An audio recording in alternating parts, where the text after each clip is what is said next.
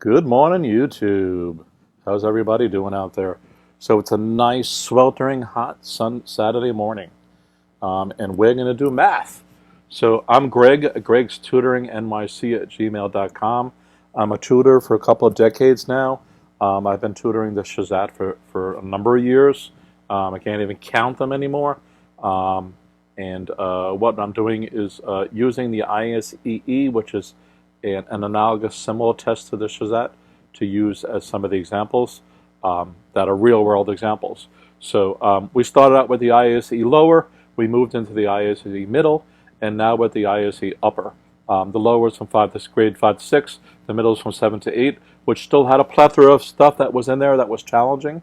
A lot was easy, a lot wasn't, but I wanted to make sure everybody got the fundamentals and basics. Now we're up to basically the high school level, which is not for 7th and 8th graders, it's above. So it runs the gamut, it's across the board, so it's more closer to what the SHSAT is, which the SHSAT is currently claiming to be grade 7 and 8 material. It used to be more than that. It's still more than that. So right now we're focusing on the math part, not the ELA part, and I'm just going to start jumping into this. Let me take a sip of something.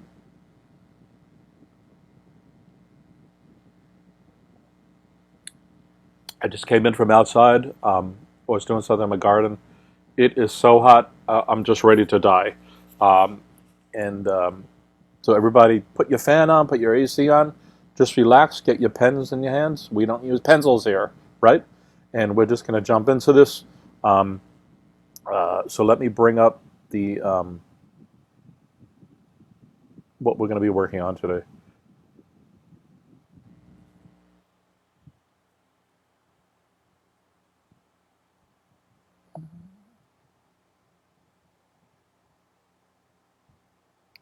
Let me put me off to the side. Peekaboo. And let me shrink this down because that's not going to work right. Let's see here.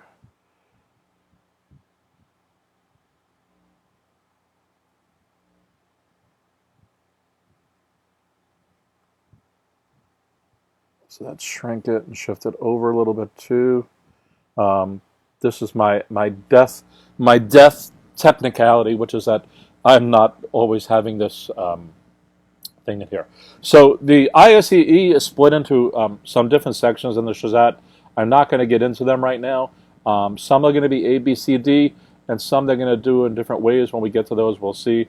If you've been following all the past sections, I think there was 7 other parts, including a part that there was technical issues, so it was split in 2, so it was actually 8 other parts. Some are not in A, B, C, D form. What really matters is that we're getting the math down here and that we can express it properly.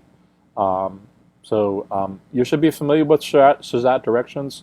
If you got the student handbook, please refer to those for general instructions. They normally don't change them from year to year, and so you should read those and get familiar with them. By the way, the handbook was distributed to all students, 7th grade students at the end of the year, and 8th graders who are willing to take it as well. It was also put online a couple of weeks later, and it seems to have been taken down and put back up. So if you go to schools.nyc.com and go to enrollment, and I'm doing this from memory, there's a drop down. I believe the last one, specialized high schools. Click on that, and somewhere on that page there's kind of a bar like this that says 2020 handbook, and on the side here you click down for the language you want. You click English, and most browsers will open up a new tab, and it'll have the PDF form of that, and then from that point you can figure out, depending on what operating system you have, how to download it or not. All right, so with that in there, please like this video, please subscribe, please share. I have a ton of material already on here, and I'm going to be putting a ton more, and it's worth viewing it all. Some of it's tedious, some of it's dry. This is more or less a new channel. If I get some more guys here, we can make this more interactive and a little more fun. I'm actually a pretty fun guy. So number 1, let's just jump into here. If A is a factor of n, and B is a factor of M, which statement is true? So they're doing various things with multiples and factors of NM and AB. So let's back up to the question again. So A is a factor of N. So there might be multiple factors here, and one of them happens to be A. And B is a factor of M, same thing. There could be multiple factors, and one of them happens to be B. Which statement is true? NM is a multiple of AB. Okay, we can go through this logically, and then we can also go through it physically. Now, we don't know exactly what the numbers are. So let's kind of just do a logic run through. NM is a multiple of the small pieces. That seems like it could be the case. Because if this ended up being, say, 1 and 2, and this was 10 and 20, these are larger. So A looks like it could be possible. Okay? B says N is a multiple. N is a multiple of AB. N is a multiple of AB. That seems like it could be possible too, but I'm going to put L like less likely. I don't know. C says N times M is a factor of A times B. Unless they're all the number 1 or something like that, I don't see how that could be the case. N times N, which is going to be a larger number, is going to be a multiple of AB. Unless they're talking about like it's half the size. But multiples are normally whole numbers. So C doesn't seem to be the case. And D says N is a factor of these two. Again, that seems less likely. So we're tending to A and B. So why don't we do this? Why don't we actually stick in numbers? So let's say N equals 6. So we're going to get 1, 2, 3, and 6, right? And if M was, say, 8, what are we going to get there? 1, 2, 4, and 8. So we have some common numbers and some that are not. All right? So let's run through what they're saying. N times M is equal to 48. So 48 is a multiple of A times B. Well, we can go through all the permutations. 1 times 1, so we're going to get 2, 4, 8. Then we're going to get 4. We already have 4. We're going to get 8. We already have 8. So we can get 16. Okay, and then we do 3. We get 6. We get 12. Okay, and we get 48.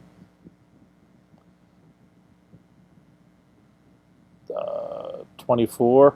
So as we list these out, we're saying are those multiples, are those numbers there, which is N, which is A times B, are those multiples?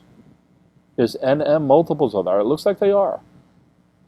Times 24 times 12 times 3 times 3. Actually, that was times 6, sorry. Times 8. 48 times 1. 24 times 2. So that all seems to be the case. So if we come back up to here, we have a double P. Both the logic and the actual numbers work here. So we're going to run through all the choices anyway to make sure we didn't actually make a mistake. So then it says N is a multiple of, N being 6. 6 is a multiple of A times B. Well, if we look at some of these examples here, it's definitely in the case of, say, 12 and 18, but it's not in some of the others. So B gets ruled out. Okay, C. N times M, which is the 48. 48 is a factor of these? No, that's upside down, so it can't be C. And then D, N is a factor of AB. So we have a case where like 2 times 1 is 2. So 2 is definitely a factor. N is a factor. 6. Yeah, we have a few cases where 6 is a factor of A times B. But not in all cases. So D rules out again. So we're left with A. This one was kind of tricky. Hi, can you go over LCM and GCF for the next lightning round? Yeah, email me and make sure I do that. That's a good idea. That's something I didn't include. I have a plethora of other things, but the more you guys give me, the better off we'll be. And that way we can jazz it up to different ways. Because sometimes I get on a roll. Like I came up with a whole bunch of the square root one and the cube root one and all that stuff all together, including the squaring. And good morning, everybody. It's a nice hot day, so let's make it hotter with hot math. All right. So one, as you can see, this test is bumping it up. Right. A lot of the examples I went through so far, they were kind of simple than this. Now, all the questions in this test are not as hard as this, but this is definitely kind of a SHSAT example. All right, where it's not just mathematical mastery; it's beyond that. This is being astute. This is mathematical acumen. This is mathematical prowess. And this is why you can't really use the state test to get into a specialized high school.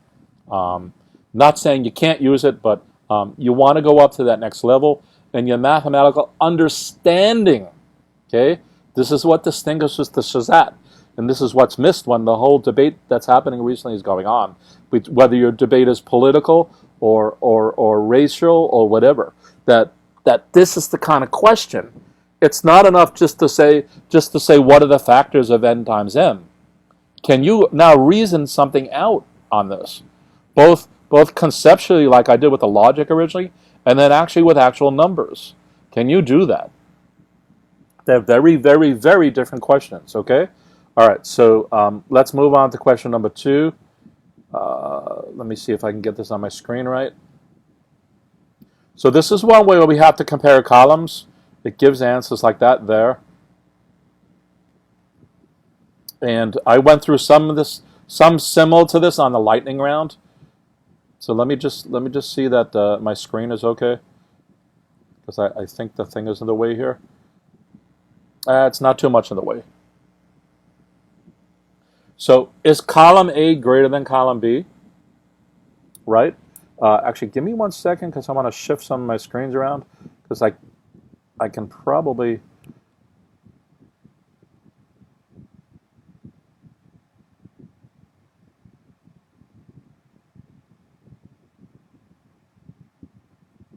All right, there we go. So what do we have? We have 1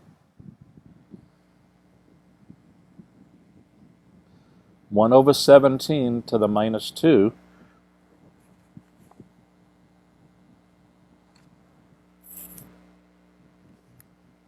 versus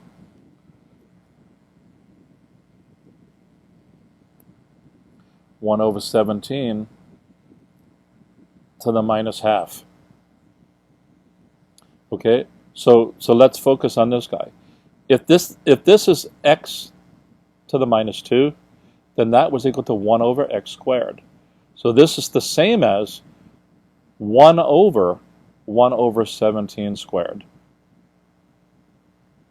Okay, and this equals 1 divided by 1 over 17 squared, which is the same as when you have division by a fraction, you do multiplication by its reciprocal.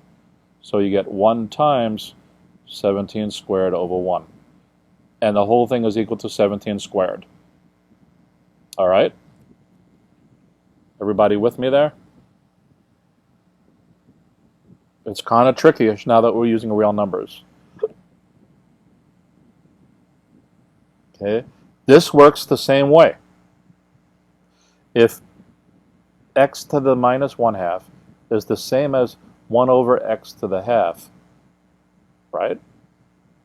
Then this must be equal to 1 over 17 to the 1/2. And remember, this is the same as the square root of 17. So we get 1 over the square root of 17. And again, this is the same as 1 divided by 1 over the square root of 17. And again, division by a fraction is the same as multiplication by its reciprocal. And that's equal to the square root of 17. So now what we get is the two columns. This becomes 17, and this becomes the square root of 17. So this is a no-brainer that this is larger than that, because this ends up being 4 point something.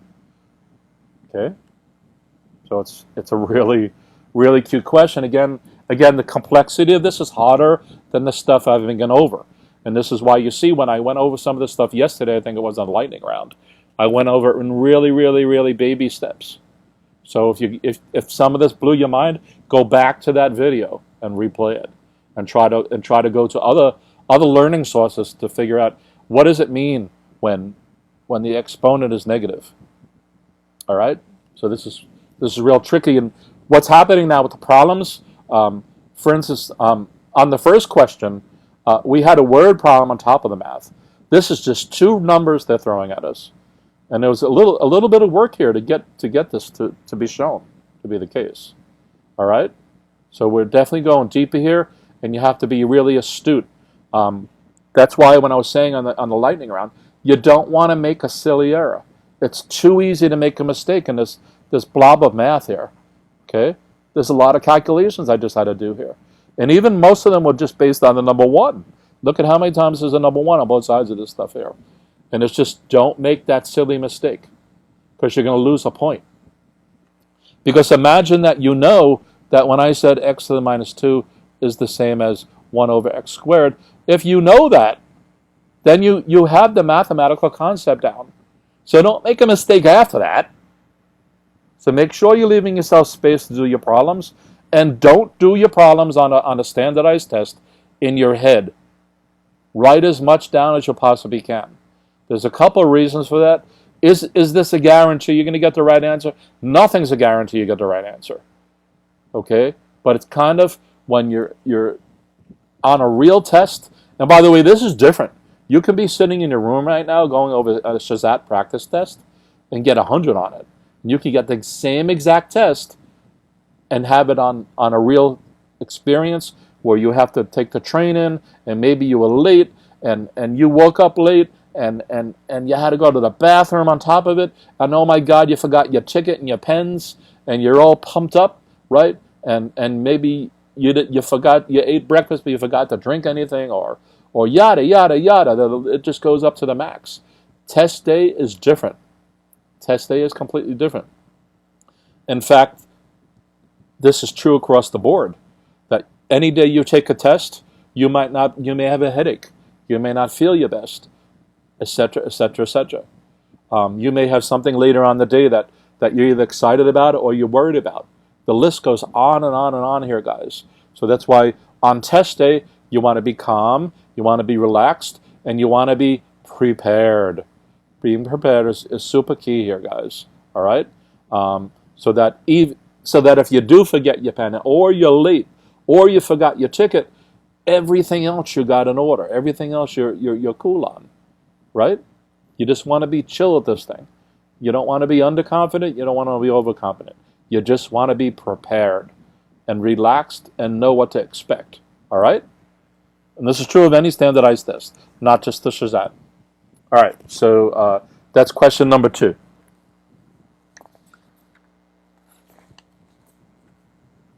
Okay, let's go to the next one.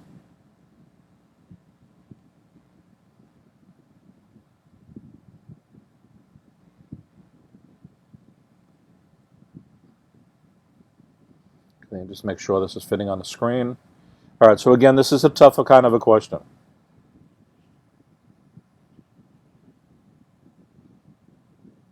Yeah, I believe it's on the question. So this one is closer to a grade 9 question, although it's not beyond the capability of many 8th graders. So again, remember this upper level of the ISEE is for grade 9 grade 10, grade 11, and grade 12. And what they do in the ISEE is they'll give the same test to a 9th grader that they give to a 12th grader. And the 12th grader is expected to get better on this than a 9th grader. So the ISEE is not necessarily where you're getting 100. By the way, when I compare the SHSAT to the state test, this is also a difference. You're expected to get 100 on the state test.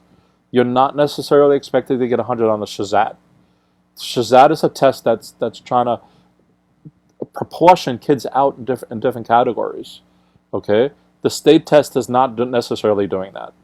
So the ISEE has some of that same notion to it.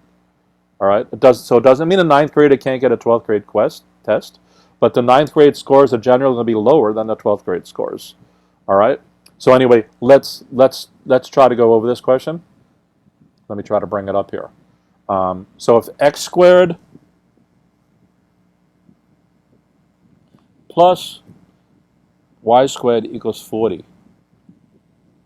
and 2xy equals 24. The question is, what is the value of x plus y squared?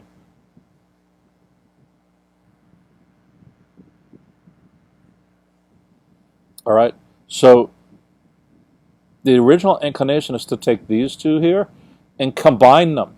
You might be used to something like 5x plus 2y equals 99, and 99x plus 99. Y equals minus 99, and then you're going to solve these as simultaneous equations. But that's not what this is presenting. It's a little different. In fact, it's quite different.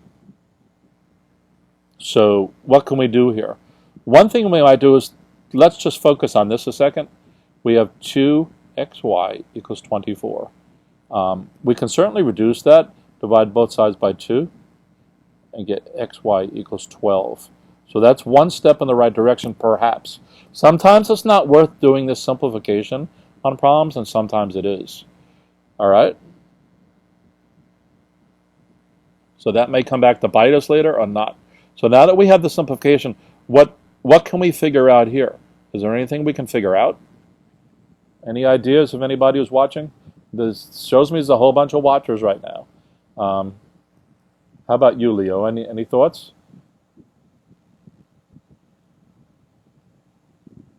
So this is where a lot of kids crumble, and if you cannot solve this, don't dwell on it.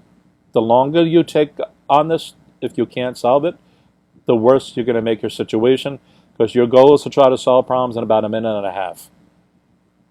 All right, and if there's 57 questions in each section, if you spend 30 seconds trying to decide if you should do 57 questions, you spent half an hour.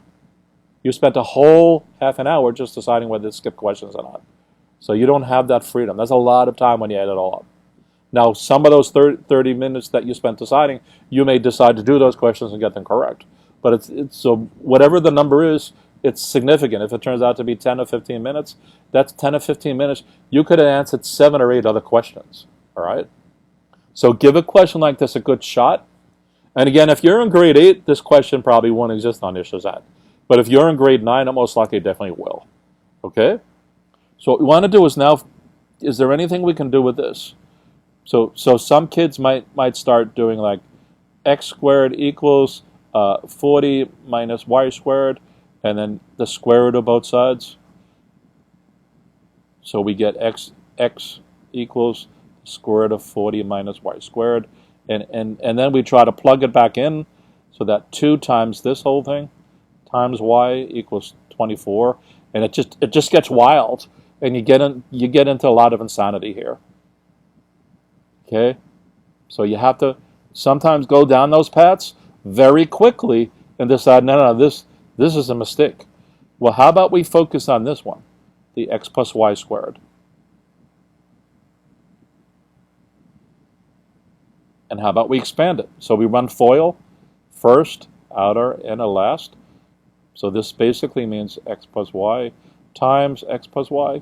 And again, it's worth writing this out instead of doing it ahead. So we get x squared.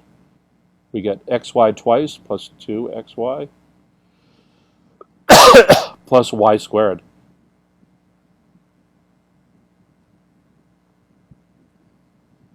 So here's the funny thing about this. It looks close to what the problem gave us. The problem gave us x squared plus y squared equals 40. And also gave us 2xy equals 24. All right?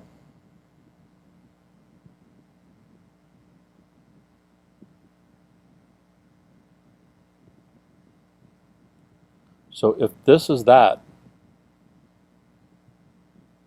and this equals 40, and 2xy is 24, right?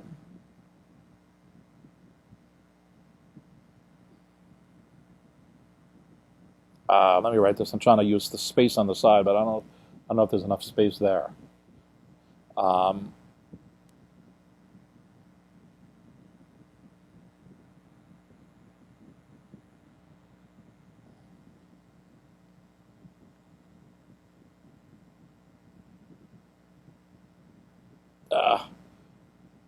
I'm running through a mind block right now for a second.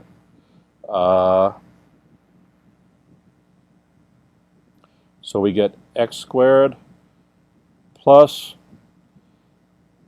24 plus y squared.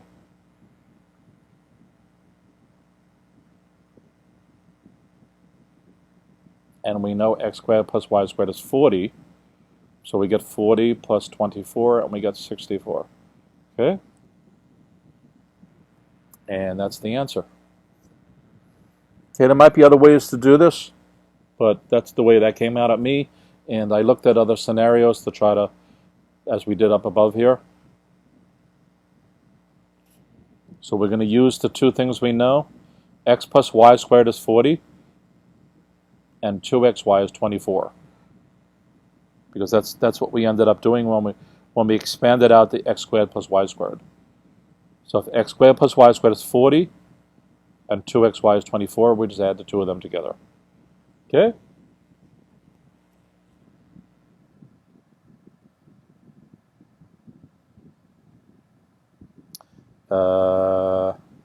Okay, we have another one comparing two columns. I'm not sure if I did this example on the lightning rounds, but here's a scenario where there's a test actually kind of doing something like this. So let me make sure this is showing on the screen. Yeah, it is. I cut off D there, but that's okay. So what we have is x squared versus x cubed. Which is greater? That's all they're giving to us. They didn't say an integer. They didn't say positive and negative. They didn't give us anything, right? If I bring that down slightly, it just has general directions.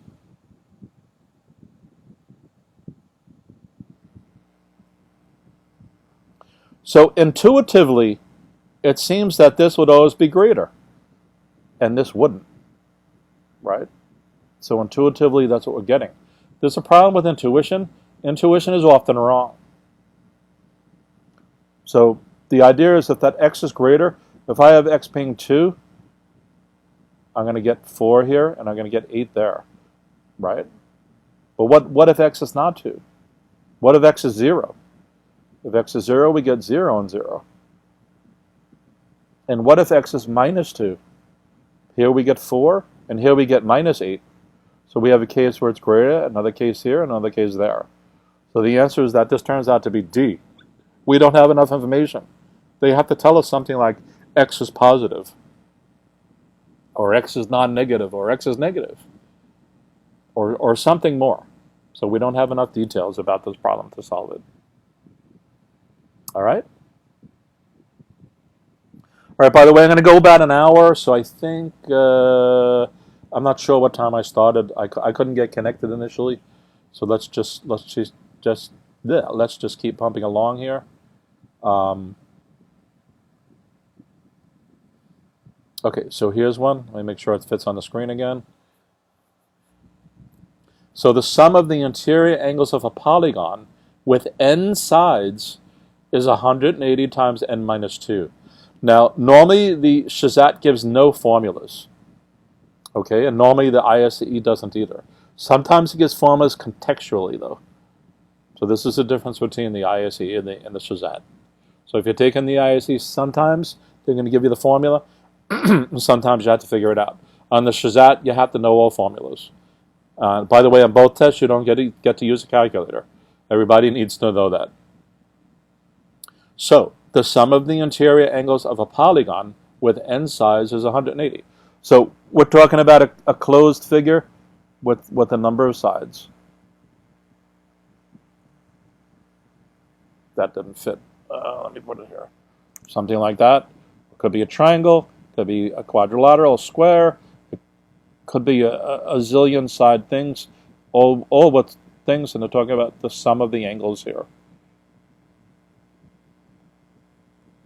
Because you guys should know just by default that the angles in a triangle is 180, in a quadrilateral, which means 4 angles or 4 sides. Quadrilaterals and quadrangles are the same. Is 360. A circle is also 360. And you can remember this because if this is an equilateral triangle and they're each 60, 60 times 3 is 180. If this is all right angles, then 90 times 4 is 360. You should know that this is also 360. And there's ways to build on this as well, because if I went from combining these two, this is a 4-side and a 3-side. If you combine them, you get a pentagon.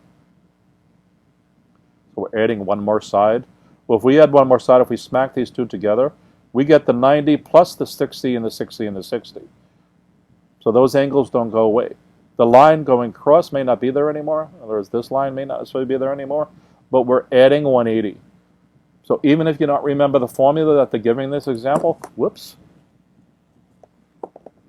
If you don't remember the formula, just start out with your basic and add the triangle.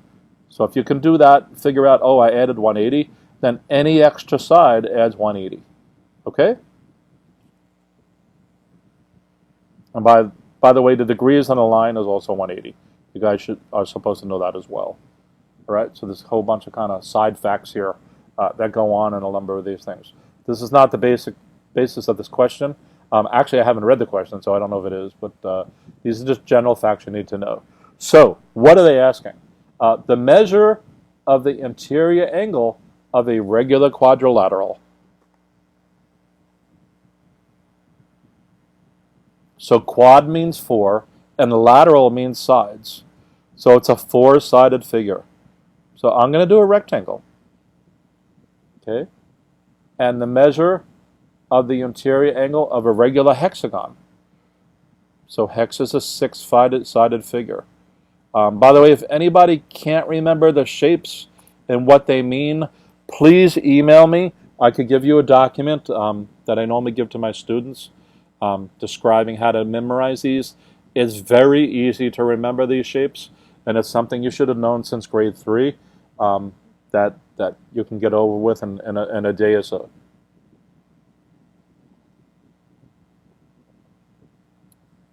So email me at GregsTutoringNYC@gmail.com if you want that document. I can send you a PDF with it. By the way, if you haven't done so yet, please like this video. Please subscribe to my channel. I think we're finally at some good meaty stuff. A lot of stuff I did before here, especially in this series, the first 7 parts, was kind of wishy-washy in terms of being a deeper questions. I think we're finally at the deepness. So let's just have a lot of fun here with this stuff. All right, so it says it's trying to compare the two of these. Okay.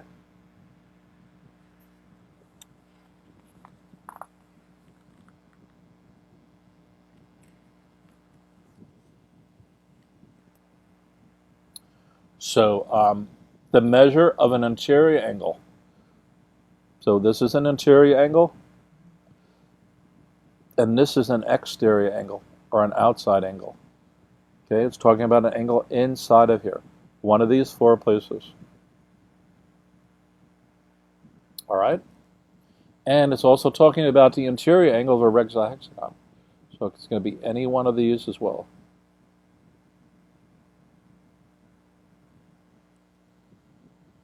Okay, they're giving us the formula. So the sum of this is going to be n is the number of sides. So we have 4 sides. So 180 times n minus 2. So we get 4 minus 2 and 2. So we get 180 times that equals 360. This we have 1, 2, 3, 4, 5, 6 sides. So we have 180 times 6 minus 2. So we go 180 times 4. We got 360, so we get 720. Right? By the way, I did that math fast. If you multiply by 4, you're actually doubling something twice. So 18 plus 18 is 36, so I get 360. And 36 plus 36 is 72. Okay? So that I did in my head, and I'm very used to doing that. So I said before, don't do things in your head, only if you're super duper very interested in doing it. Otherwise, you can do 180 times 4. 4 times 0, 8. That's an 8, not a 32, 3, so we get 720 as well, all right? So, so they're talking about the sum of the angles. So straight up, we get 360 versus 540. They're not asking us to do anything else. Just add the two of these up, or compare them. So 720 is obviously greater.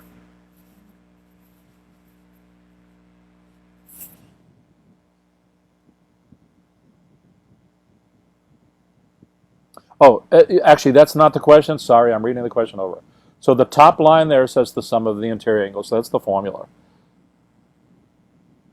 So there's a deeper question. There's more or less a part 2 to this question.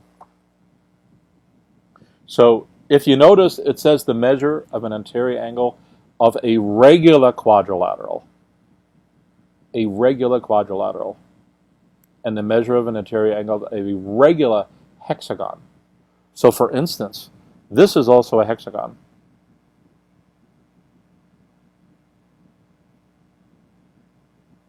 It still has 6 sides. 1, 2, 3, 4, 5, 6. But it's not a regular hexagon. In a regular hexagon, it looks more like the stop sign. In a regular hexagon, all these angles are congruent. They're all the same. So the same would be true if we had, say, I read on a spacer, so let me use something of this. If we have a parallelogram that looks like that, these two angles are not necessarily the same as these two angles. They are in a square or a rectangle, though. So a square and a rectangle are regular quadrilaterals because the angles are all equal. So when you have a question that uses the word regular before the shape, they're talking about all the angles being equal. Okay? A regular quadrilateral. An irregular one is the bow tie. Right? It's a bow tie because we can do that. It looks like a bow tie. And an irregular one is this. Sorry, irregular, regular. Irregular, regular. All right? So what we need to do is now go back to the numbers. So 360 divided by 4 is 90. Okay? And if we go back to the 540 that we got earlier, and we divide that by 6, no, sorry, 720. We get 120. So we have 90 versus 120. The 120 wins. Okay? You could argue since they're regular shapes, we didn't have to actually do that division. You kind of had to because it's the number of sides that's important here. They're talking about the top talks about the formula for the sum of all the angles together. But A and B are talking about only one angle each. Okay? All right. We spent longer on that problem than I wanted to, but sometimes that's what you need to do. So column B would be greater here.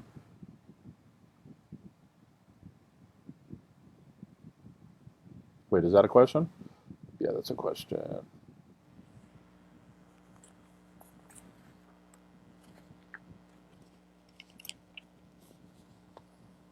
All right, so this one's looks just, if you look at it from a distance, it just looks voluminous and it looks ugly. Okay, it looks like there's a lot going on there. And by the way, this is true of the ELA section, where they're not asking you like what's the main idea, and it's just like a rabbit ran faster than a turtle or something like that.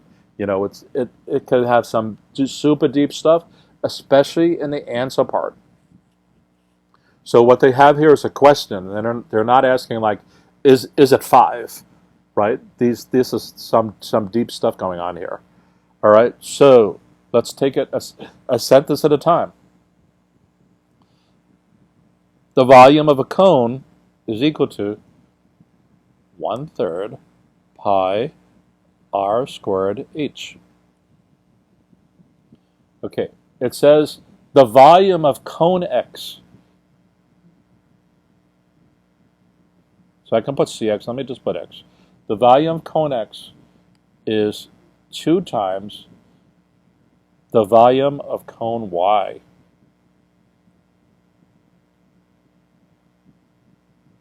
All right. So if we run through this, in other words, we're using this here. Let's just stop there. Let's not even look at the question yet. Let's just do a plug-in. So it means 1/3 pi r squared h, and this is x is h, equals 2 times 1/3 pi r squared h, and this is of y. Okay, let me just read the question so far and make sure I did this mapping properly. The formula for the volume of cone x is twice the volume of this volume. Okay, good. All right, so now, and by the way, this is the way I approach problems like this often. I said I do this with the illustrations too. I like to ignore the question and just work with what I'm given first and try to do little interpretations of that. I might waste a few seconds if it turns out to not actually be the question. In other words, if the question has nothing to do with what I wrote down, then I kind of waste the time doing that. But almost always it does. All right? And you could ask yourself a question about this. So let's just go through some of these. It says the radius of cone x. So this one, I'm going to put A under here because it's referring to the radius of cone x.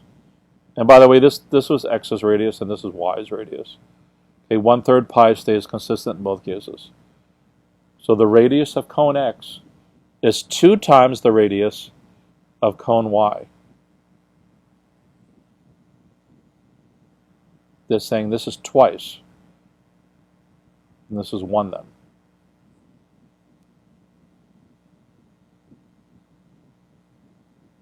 And the height of cone x, so the height stays the same, and this is twice as big. Nope, that doesn't work because this radius is squared.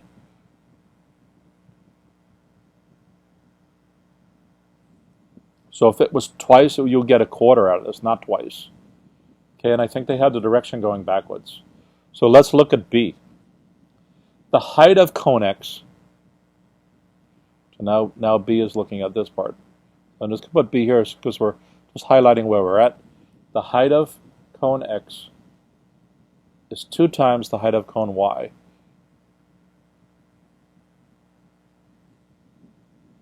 And the radius is the same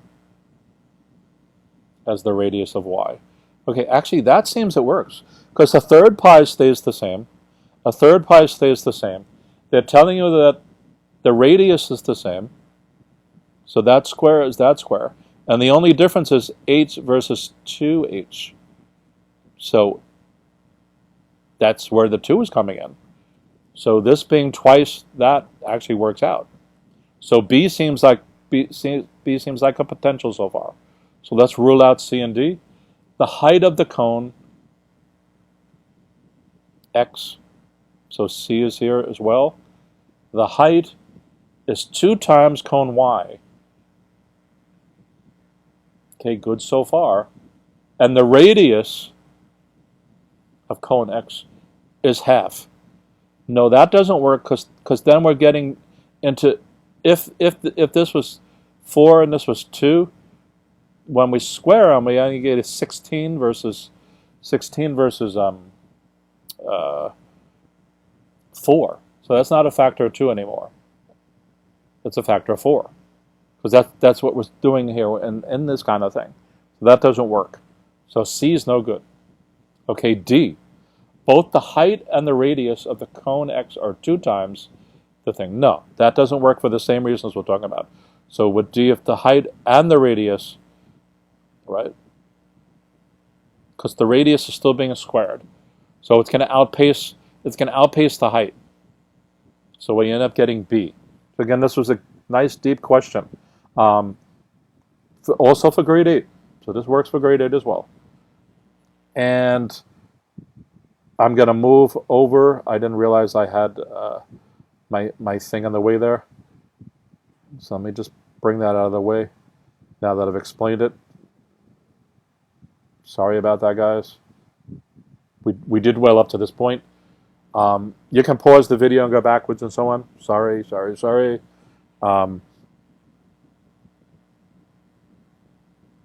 So actually, now that you heard some of the answer, you can go back and run through it yourself. Maybe run through this 2 or 3 times. This is actually a tricky question. I actually don't think I've ever seen anything like this on the SHSAT, although it seems like a perfectly viable kind of question. And by the way, different tests have kind of different themes, where some of them may use more trigonometry and geometry than others. And by the way, I haven't mentioned this. I also tutor for the Hunter College High School test. So anybody taking that should be following all these videos as well. Again, I'm Greg at GregsTutoringNYC at gmail.com. Let's see, how are we doing here? We're almost coming up to an hour.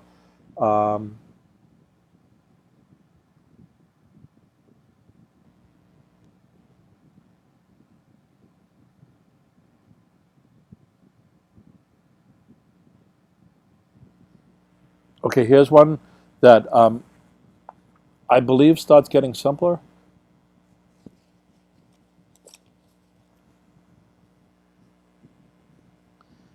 And it comes down to reading the problem correctly. All right, so let me make sure this is back on your guys' screen, okay?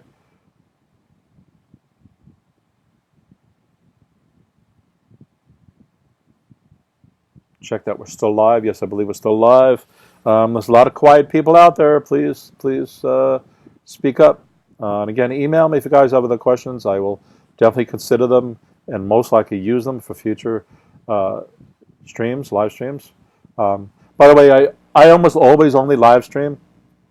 There's a slight stopgap with that, which is that you need 1,000 subscribers now on YouTube to do a live stream. Sometimes I used to do what I called walk and talks, which is if I was going between tutoring 2 kids, I might do a stream while I was walking around. Yeah, sorry to hear that, Leo. Yeah, that's a super hard test. That blew my mind. So I can't even imagine a 6th grader taking it. I've gotten a whole bunch of kids in there. That's a really, really fun test too, though.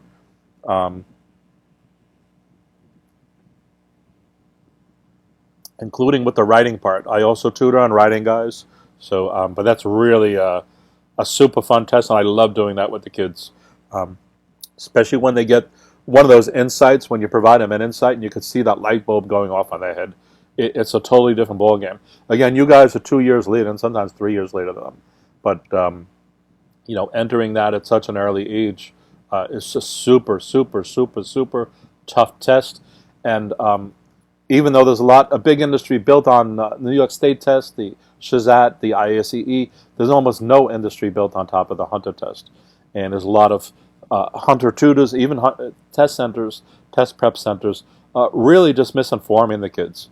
And there's such a small number of kids who are allowed into school that you really need somebody who can give you the direction on those kind of things like that.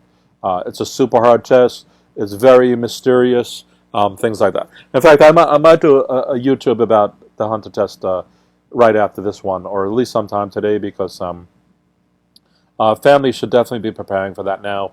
It's normally given in January, and you know, school's going to start next month, and now is a great time when the kids are not in school to do something like that. All right, so let's jump into the next question. Mrs. Granger decides to add 4 points to each of the test scores in her class. The range of the original score is 35. What is the range of the scores with the 4 points added? So if you understand what range is, this question is a no-brainer. Okay, so I covered range in the lightning round yesterday. So it's telling us that she has a bunch of test scores. X, Y, Z, A, B, C, right? Okay, let me use actual numbers. She might have 10, 20, 30, and 45. So she's going to add four to each grade. So she's going to get 24, 34, and 49. Okay, taking a sentence at a time. We don't know how many there are, so that's up to us, because the range doesn't matter. And then it says the range. So the range is the min minus the max number. So we get 45 minus 10 is 35. So once we understand what range is, it says she adds 4 to each number. Well, if you do the range here, 49 minus 14, we still get 35. So that's why the answer should just leap out at you. This is really a terminology question. And again, it ties back into what is your mastery of the math, right? And you've been learning range, some of you since grade 3, many of you since grade 4, and all of you definitely since grade 5. Okay? So this is a concept you know for many years. This always appears on a state test, and it appears on many tests after that. And it could be in the form of a histogram chart or a whole bunch of other things. So if you understand there's a min and a max, and you add 4 to that, it means the relative difference between those two numbers, right? The difference between here is 35. If you add 4 here and 4 here, the relative distance has to stay the same. And the distance is from here to here, or in this case, from here to here. So the distance is the range, right? If I did a number line, and I said, I started at my house, and I went to school 15 miles away, how long is that? What's the distance? You do 15 minus 0. But that also turns out to be the range. You have two numbers, and you subtract to 15 minus 0. So it's all something, it's a concept you're familiar with.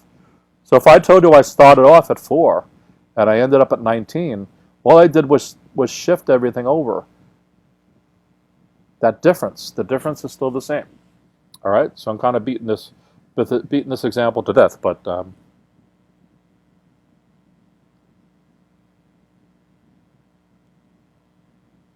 hey, how you doing, Savage?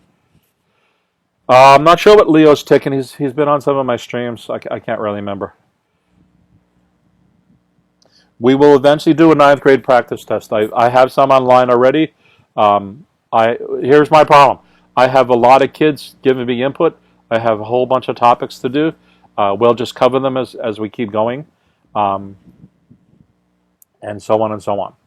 So I already have about 30 requests for different things to do. Anyway, we're definitely going to do 9th grade specific questions. It could be closer to when the test is coming. What I'm trying to do, if you watch my streams, is I'm trying to build up to a point where we're covering fundamentals, main concepts, and simple questions first. This series here from grade the first part to the 8th part is showing that build-up. We're going to do the low-level stuff, middle-level stuff, and the upper-level stuff. And by the way, there's enough room to correct yourself on the lower stuff. I also did things similar to this when I did streams for the grade 7 and grade 8 state test, and also the integrated algebra regents. It's the same logic there. Okay? If you can't get the grade 7 and 8 math tests correct, like 100%, then you're going to have a problem on the SHSAT. If you can't get the integrated algebra questions, most of them done, you're going to have a problem on the SHSAT. So that's why I'm using those as the bases, because we don't want to run out of problems either. So we want to build up to a certain point. Oh, okay, Leo. For some reason, I thought you were taking the 9th as well. All right, so let's see what we got here on the next question. So this is a probability one. Again, the SHSAT doesn't ask in this column A, column B style. But we can twist this as that to that one, or we can take this and twist that back. So this is also a grade 9 question. It's not a grade 8 question. Okay, let me make sure this is coming on you guys' screen. Yeah, it is. Let me just move this up slightly because I believe. Oops, sorry.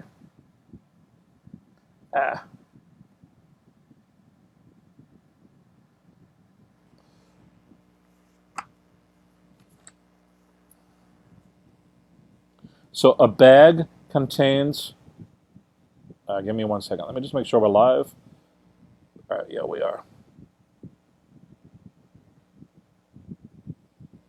A bag contains 3 blue marbles, 4 red marbles,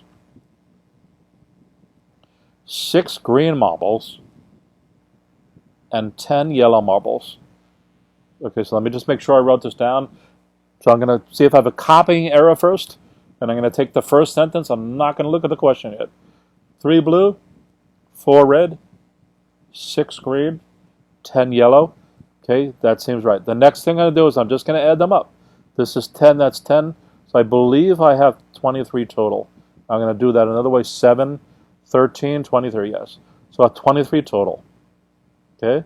When you have problems like this, normally you need to make sure that you copied right and make sure that your total is right. Almost always you're going to be doing something with this total. Okay? So it says 2 marbles are removed randomly from the bag. So I'm not replacing them. In some of the example, I might take a blue and put it back, and then take a red and put it back. Or I might take a blue and put it back, and another blue and put it back. So it's 2 marbles are randomly removed from the bag. Okay? So it says the probability that both marbles are yellow. So let's just work with the first question.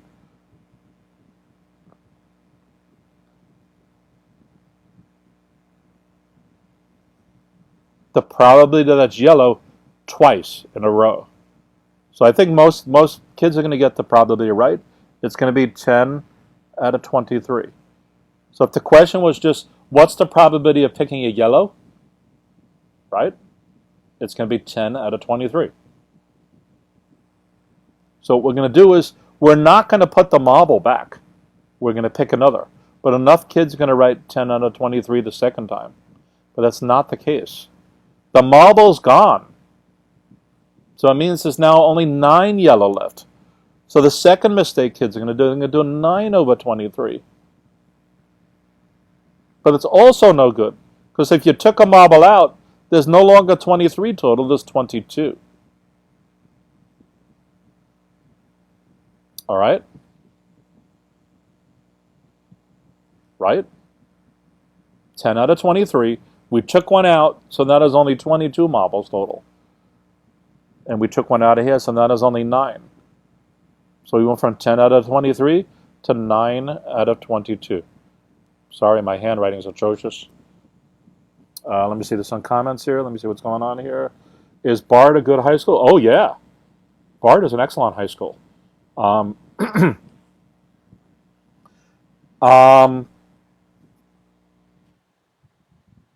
Hey, you know what? I have a list of high schools. Give me 1 second. Let me try to find where I have that, and I will post it here in a second. Or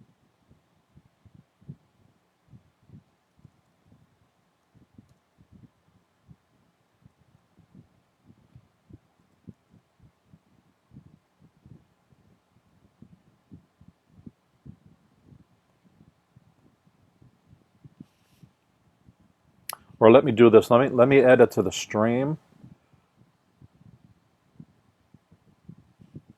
Give me 1 second, guys. I'm gonna pop up here, and I might do a stream about this at some point too. Let's see.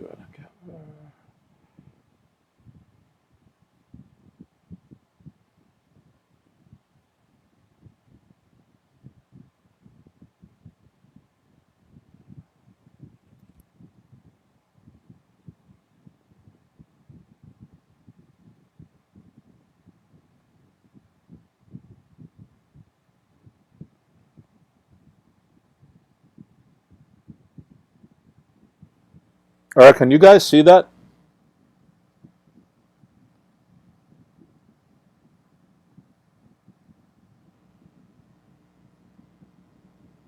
Okay, this is about 50 excellent high schools in New York City.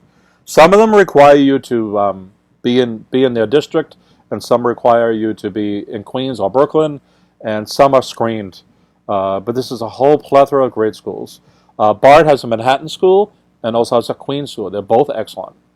Some people prefer one over the other, but there's a ton of great schools. Okay, in addition to just the specialized high schools, a ton of them, all excellent, really, really excellent. So getting into specialized high school, it's great, it's cool. I went to Brooklyn Tech. My daughter went to Brooklyn Tech, including just recently. It's a wonderful, great school. All of them are great schools. Some are smaller. Brooklyn Tech is gigantic. They all have slightly different themes. Most are STEM schools. There's also some STEM schools stuck in the middle of this list I have here as well. For instance, we mentioned Hunter College High School, but there's also Hunter Science High School, which is another high school I believe I should have in there. But Eleanor Roosevelt is the one that comes over often. Anderson, Townsend Harris, Baccalaureate. The list just goes on and on. There's a lot of great schools. So screen capture this or something. Or if you want, I can send you this list through email.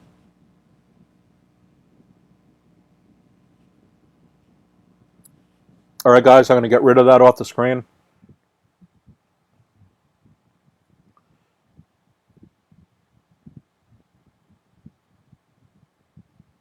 All right, there we go. So where were we? We're in the middle of this problem here. So so what we're going to get is 10 times 9 over 23 times 22. So we're going to get 90. 23 times 22. You got 6, 4, 6, 4, 6, 0. I believe it's 506. I'm going to flip the order, 22 times 23. I do this very often just to double check that this number is right. It's not a guarantee, but it's better as you can do. So you get 66 and 44, 60, 506. So we get over 506. All right, so that's that.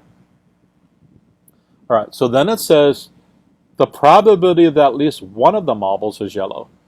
Ah,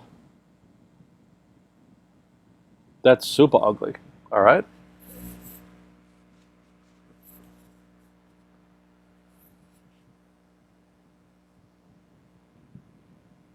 So this is one where you just kind of have to get it. So let's see, where are we? The probability that at least one of the marbles is yellow. It's a totally different kind of a question.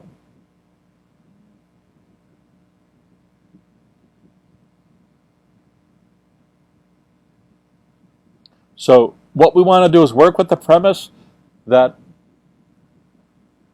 they're yellow. So that's 100%. Or 1. Okay? So what I'm going to take is that probability and subtract off it the other choices.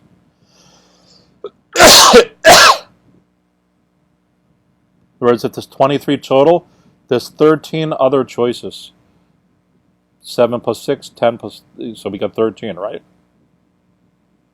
So what I'm going to do is take off of that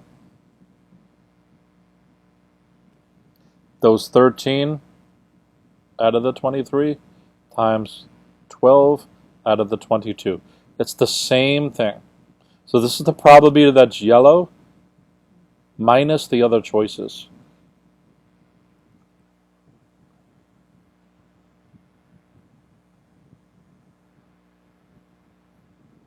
So we still get this down here. So that's equal to 1 minus. We're still going to get 506. And we have 13 times 12. I should know this on my top of my head. It's 144, 150. It's 156. Let me just double check it. 6, 2, 3, 1, 6, 5. Yeah, it's 156. 156. I did that right. And then we're going to have 506 minus 156. We got 0, 4, 9, 4, 3. Is that 349?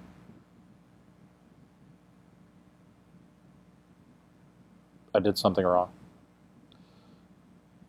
506 minus 156. 0. This is 35. I don't know how I got 50 minus, this is 35. So we got 350. So the answer is 350 over 506. So that's what we got for B. And what we got for A was 90 over 506. So column B rules. Right, this is a hard question. And the concept of knowing to do this with the 1 is really the killer. There might be other mathematical ways to do this as well. I'd have to think about it. So just stick this in your bag, your tool bag. That it's the 100% minus the other possibilities. And then you end up with a number like this. Remember, this math is ugly. There's a lot of not easy calculations. In fact, I made this one wrong.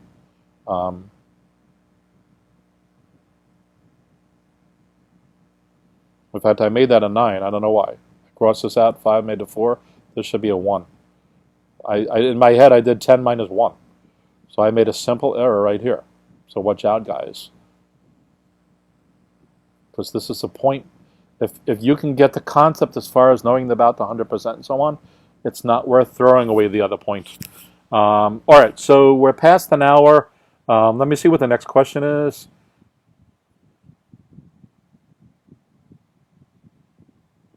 Let's see what we got here. Reading comprehension. Okay, we're finished that section anyway.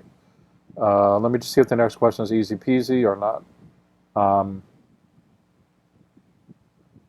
Yeah, these start getting into more normal questions. All right. I'm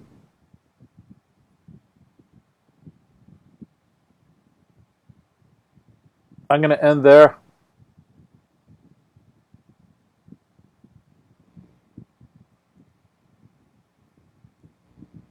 How's everybody doing?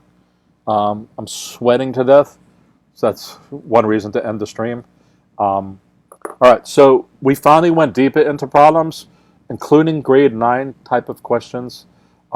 There's a lot of stuff to cover still, tons and tons and tons and tons. And I'm making the concentration over the past 2 weeks about math, but I also did the ELA with the Beatles stream, which is maybe a little kind of out there. But I also did some other poetry streams. I'm seeing a lot of kids and asking me always about poetry. There's 3 or 4 poetry streams I've done out there, including grade 8 poetry. And you can even go lower. The problem with poetry and the reading comprehension is that you really have to get in sync with the question styles. It's not test taking, it's really still understanding it. And just like we're going through all the little examples here, it's about mastery of the subject. So we're trying to beat to death the mastery of the subject. Read questions, don't make silly errors. Make sure you're healthy, you sleep well, you eat well, all this kind of stuff like that. Especially when you're doing practice tests. Don't rush through them. Take your time. I know some of you are going to tutoring centers and stuff like that too. But all right, again, please like the stream. Please subscribe. Please share. Hopefully, you guys have a nice day. And it's not too hot. It's gonna get super hot. I believe it's gonna hit close to 100 today. So all right, people, have a great day.